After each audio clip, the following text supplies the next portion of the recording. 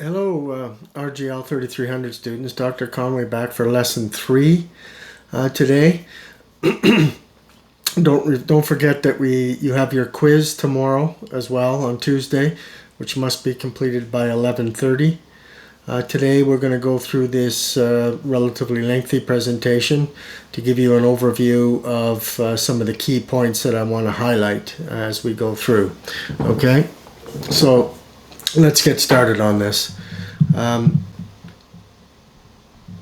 As you probably know by now from last term, is the Cabinet Directive on Regulation in the Federal Government of Canada adopts what they call a life cycle approach for decision making. You can ask, well, why is that important to us in our course on post-market surveillance? And it really speaks to the point that I made in earlier lectures that when we're dealing with post-market surveillance, we really are dealing with it from the very early days of approving a chemical for the market. So when we develop a regulation, we also must consider the regulation all the way through from its design to its review and evaluation after a certain period of time of it being on the market. So that's what we refer to as the life cycle approach for regulation. Now, it's important to understand the distinction between the life cycle approach for regulation and the life cycle approach of a product, which are two different things. But the life cycle concept remains largely the same in the sense that when you design something, you're thinking about its life cycle all the way from start to finish. And in the case of regulations, we're talking about the design of a regulation that is supposed to achieve a certain amount of harm reduction, and we're supposed to be able to assess whether that harm reduction has in fact occurred or not as we go forward. Okay. Now, in the Cabinet Directive, there's a new Cabinet Directive on regulation. By the way, there's a whole range of factors they want to see considered, from stakeholder engagement to assessment of public policy issues, clearly stipulating public policy objectives, determining whether regulatory or non-regulatory measures are best to address a policy objective, and that's what we'll consider as we go through this lesson. Making sure that the legal implications of a policy instrument are fully considered. You remember from last term we talked about the legal implications of developing a regulation and how it must tie to the authority of a legislative piece of legislation or legislative act. We've also talked about international obligations and why it's important to consider international obligations when you're developing a regulation. Regulatory impact analysis, including cost-benefit analysis. You'll know that about in our socioeconomics course where we're developing a RIAS. That's largely what that's about. Maximizing benefits, minimizing costs, coordination, all of the factors that are considered in the new Cabinet Directive on regulation. There's also a whole range of other obligations, and I cite a bunch of the guidance documents at the end of this lesson. But the one-to-one rule, in other words, when a new regulation is developed, we're supposed to be taking one off the books. This is something that provides some satisfaction to industry groups who feel that they're being quote-unquote over-regulated. So the governments are under pressure to at least consider removing one regulation from the books when they're going to be putting a new regulation forward. Now, the difficulty with that is measuring it, because you can develop a big regulation but take a very minor one off the board and so on. And there's never been a comprehensive review done yet as to how really realistic this one-for-one rule is, because when we develop a regulation, we're developing one to address a harm. When you take off regulation off the books, presumably then you're leaving a harm prevalent within society. So clearly, the one-for-one rule tends to be more theoretical than rigorously applied. But there's also requirements for systematic forward regulatory planning. Departments are supposed to be developing and releasing their regulatory plans so that stakeholders can participate, but also adjust for those regulatory plans. Departments and agencies are required to produce service standards which are largely those factors that would be considered in a compliance, promotion, and enforcement plan in terms of what types of services are available to industries to come into compliance with regulations. Plus, ongoing reporting and review of regulations to the Treasury Board is a key issue. Okay, so go through that directive, the directive that we've cited within the reading material. But also, I want to talk to you today about the regulatory life cycle from the perspective of the types of information that are required to actually impose a regulation. The regulatory design is a key stage, obviously. Problem identification is obviously fundamental, because we're not developing regulations unless we have identified and studied a harm that needs to be addressed. So the information requirements for that are quite extensive, because you need to justify the regulation. So the information requirements must relate to the hazard, the potential exposures and subsequent risk of harm that must be controlled. That requires often detailed scientific studies to determine what it is that we're supposed to be regulating and why. And so at the problem identification stage, you recall in the socioeconomics course, I said that the development of a REAS is typically done on the back of a number of studies that have been conducted, and they can be very extensive studies and in a wide range of issues depending upon the regulation. And it's on the basis of those studies that the REAS, the shorter REAS statement is made. And so it's important for you to understand these types of significant information requirements that are required. And the information gathering with respect to the harm reduction of a proposed regulation can fall into a number of classes. Studies may indicate, after all, that there is minimal or no harm or risk of harm, and it's unlikely that the government would ever advance any kind of a measure. There might be instances where they would launch a public information campaign related to an issue, but in a fulsome regulation, not so much. Harm is or would likely be easily remedied. Well, that is often something that wouldn't require a regulation either, once you've done your background information gathering and you've determined that this issue may be just as easily addressed through some commercials, some information brochures, some public information type activities. Okay, harm is or would likely be restricted in scale or effect. In those cases, you might just zoom in on the particular nature of the problem, and it may be fixed by working with industry to say, look, we've got to clean this up, or any number of issue like that, or small measures of alerting people to harm by misusing a compound, or farmers by misusing a pesticide or whatever. So it tends to be a highly directed outreach type initiative. Then when we get into there's significant or widespread harm or potential for such harm, if your information indicates that, then obviously this becomes grounds for a regulation. Harm is potentially or potentially caused to a vulnerable section of the population or the built or natural environment. Typically, this would result in a targeted regulation as well. Okay. It's important to realize, though, that sometimes when you do your research in these areas and you begin to discover that there is a potential harm that falls into those last two categories, you don't necessarily, your information may indicate that you don't necessarily need to develop an entirely new regulation, but you might be better placed to modify an existing regulation. And that happens a lot. If you looked at amended regulations in the Government of Canada, there's a numerous amount of amended regulations. And these are regulations that have been modified to account for the changing conditions of harm, or the factors that contribute to a harm, which is what you need to fully understand. Because as you recall from last term, we allow hazardous chemicals to be on the market because we're trying to capture their benefits while controlling their harms. And their harms may not be caused by all aspects and all uses of that chemical, but by certain uses, certain exposures to that chemical, which we call the factors of harm. And those are the things that the regulation will typically try to control. But sometimes it's much easier to modify an existing regulation than it is to propose an entirely new regulation. Okay? And again, your information requirements as you're defining the problem will help you define the solution in that way. Does this require a new regulation for what purpose, or can we use an existing regulation to account for the problem? Okay.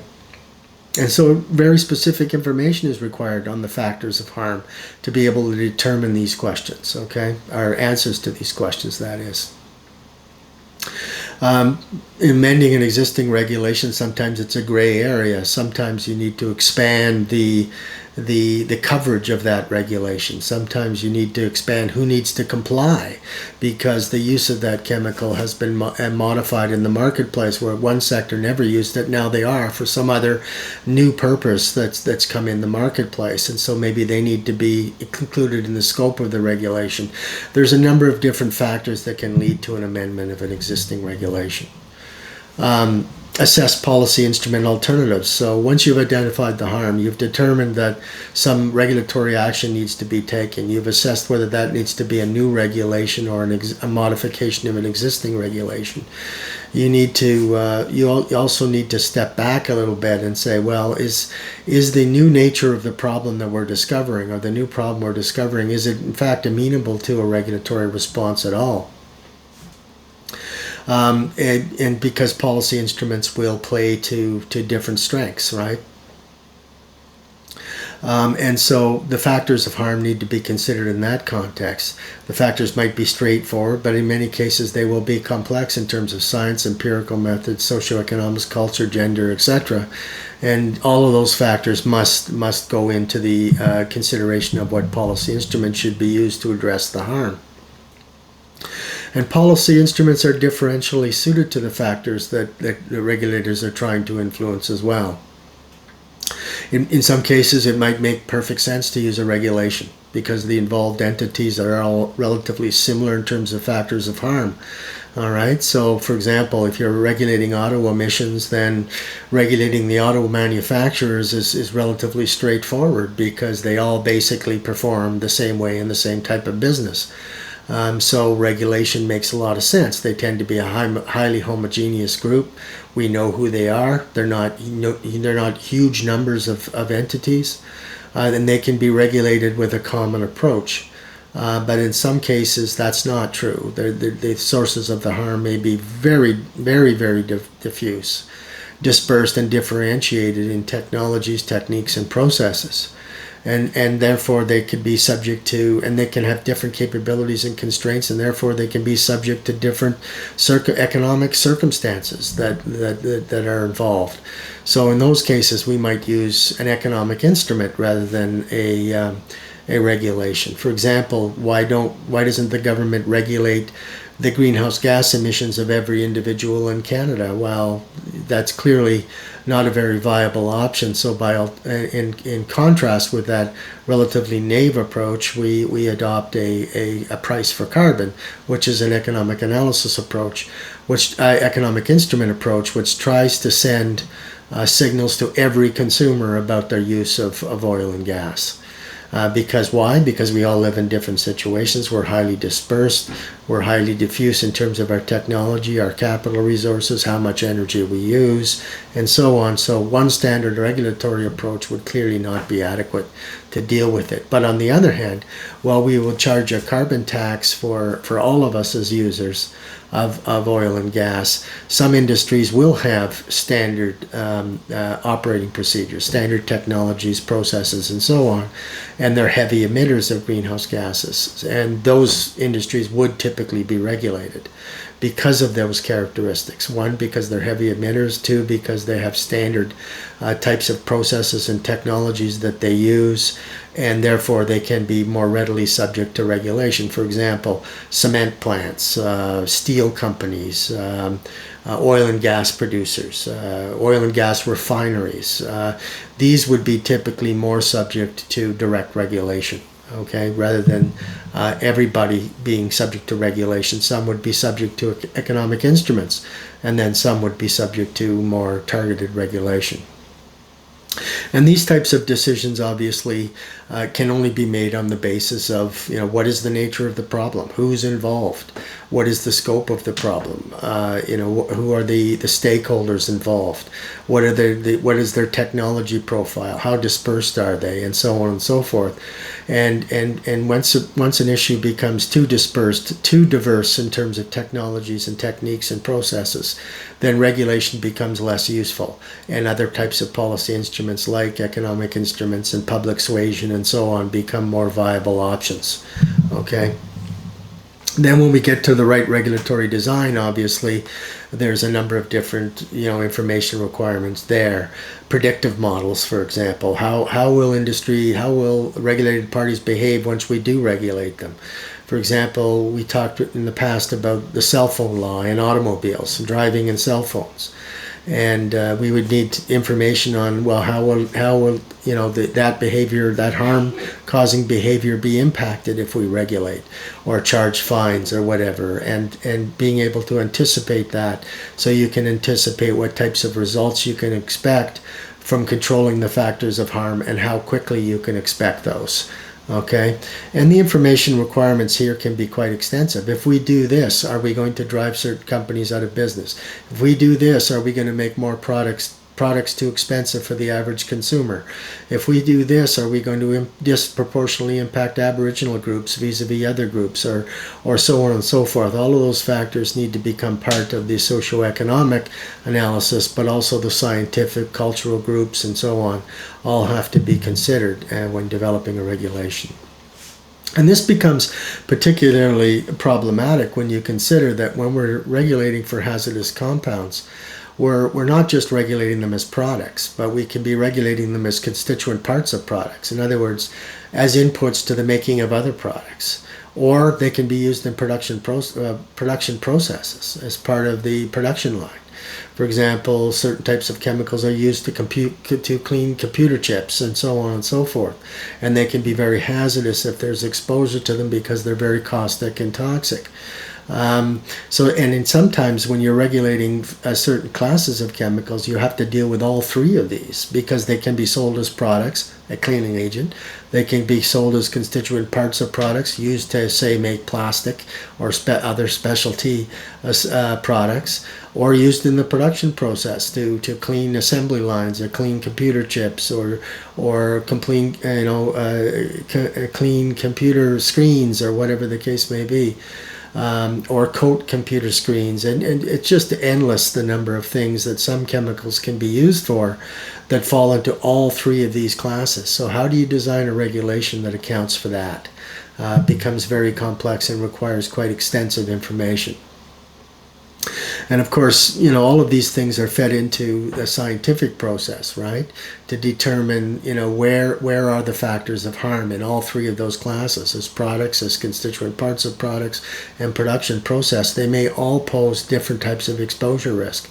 And the regulation, therefore, must control those factors that can contribute to harm, regardless of the scenario that used, products, constituents, or production processes.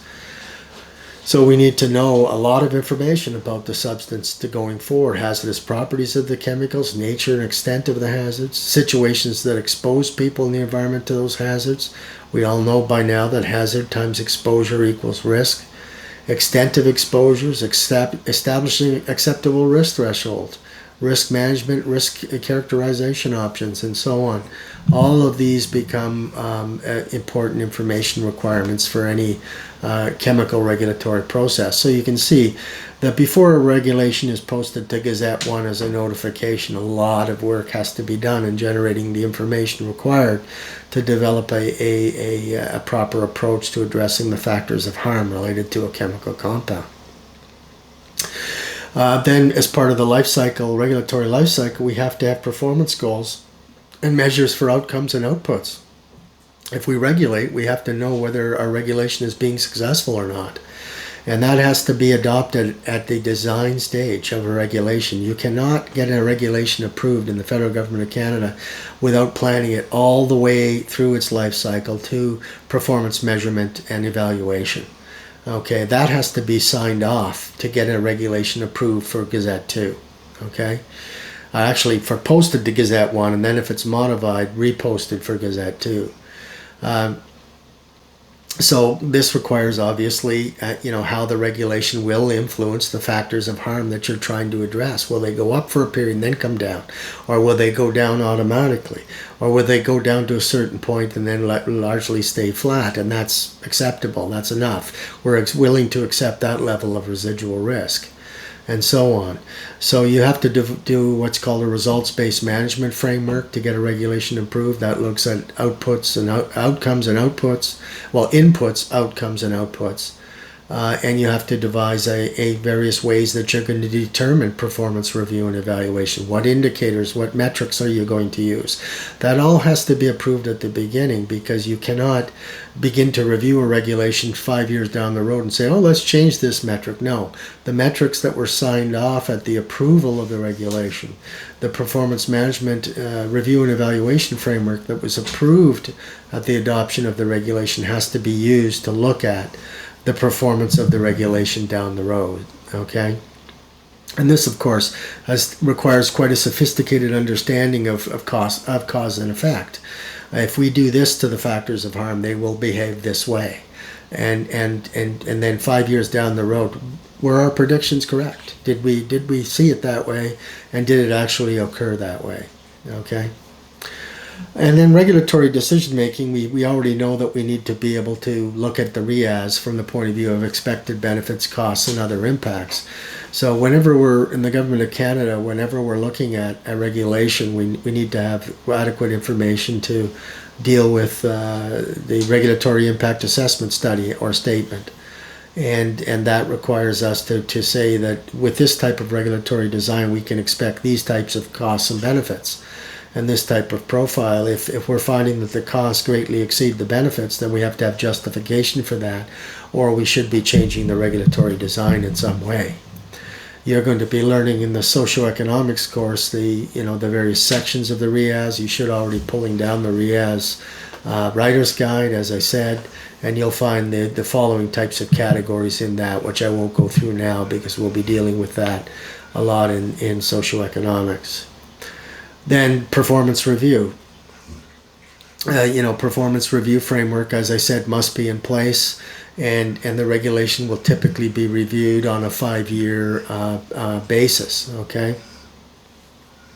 And sometimes that review will lead to a revision of the regulation, an amendment to the regulation. Sometimes it won't. The regulation is working fine, working as predicted. We're rolling forward with it for another chunk of time because the harm is still present, but the factors are being adequately controlled. In some cases, because when you develop a regulation 5 years ago, that doesn't mean the world stops. The world is constantly changing. New uses of a chemical can emerge. New modifications to the chemical product can emerge. You might have found in your post-market surveillance that the chemical is being used in ways that was never intended to be used. So there can be a need to in the review context, performance review context, to substantially change the regulation as well. Okay. Now, there's a number of guidelines and decision tools that the government has adopted in all of these areas. Many of these are being changed now because of the need to account for the new cabinet directive that came out, I believe, last year. But the essence of a lot of the guidance can still be found in these documents that I put into the slide presentation. The point being that information requirements throughout the life cycle of the product are critically important issues. Everything from determining the factors of harm, how serious they are, who they're impacting, to design considerations for the regulation, whether a regulation should be used at all or another policy instrument. Setting up the results-based management framework for performance review and evaluation. At every stage of the life cycle of the product, regulation is a relatively information-intensive activity. And in each case, you're trying to determine, what factors of harm should be controlled, in what way, and to what extent. Because, as we learned in the last term, you can spend $10 billion controlling, or $2 billion controlling 80% of the harm, and $10 billion to control the last 20%. And obviously, we never will eliminate all risk of harm. related to a hazardous product, but we're trying to understand the issue enough to eliminate a good chunk of it at a cost that can be perceived to be reasonable relative to the risk. And the rest of what we leave behind there is what we call residual risk. And residual risk is what we try to manage and follow and monitor in post-market surveillance. Is the residual risk what we thought it was, or is it worse? And do we have to amend the regulation in performance review and evaluation? Or even earlier, if it becomes a major problem, the press gets hold of it and members of parliament are called by constituents and so on. Sometimes regulations are adjusted even faster. But in most cases, when it goes into normal review, performance review on a 5-year cycle, let's say, the government will look at these types of questions. Are we controlling the factors of harm in the way we thought we were? Is the residual risk within a scale that we thought it was going to be? Or has it become more severe because there's been new uses of chemicals, or there's been new misuses of chemicals found in the process, or et cetera, et cetera. So when you're developing a regulation and when you're thinking about this stuff in context of post-market surveillance, you realize that post-market surveillance of the regulation itself is designed at the very early days of getting a regulation approved. So because there's often a misconception that post-market surveillance is, oh, well, the product is on the market, now we'll start to post-market surveil it. Well, that's not the way it works. The post-market surveillance framework is set up prior to the regulation ever being approved by Cabinet, and then that's followed through all the way to the point of performance review and evaluation 5, 7, 10 years down the road for a regulation. All right? And at each stage of this regulatory life cycle, as the Cabinet Directive has laid it out, you will see extensive information requirements and process requirements of things like posting the RIAS to Gazette and of engaging stakeholders and so on. So a regulation once developed is not finished, it's really just beginning. A regulation initially thought of is not developed without a post-market surveillance framework already being put in place for performance review and so on and so forth. Okay, so it's important to understand those distinctions.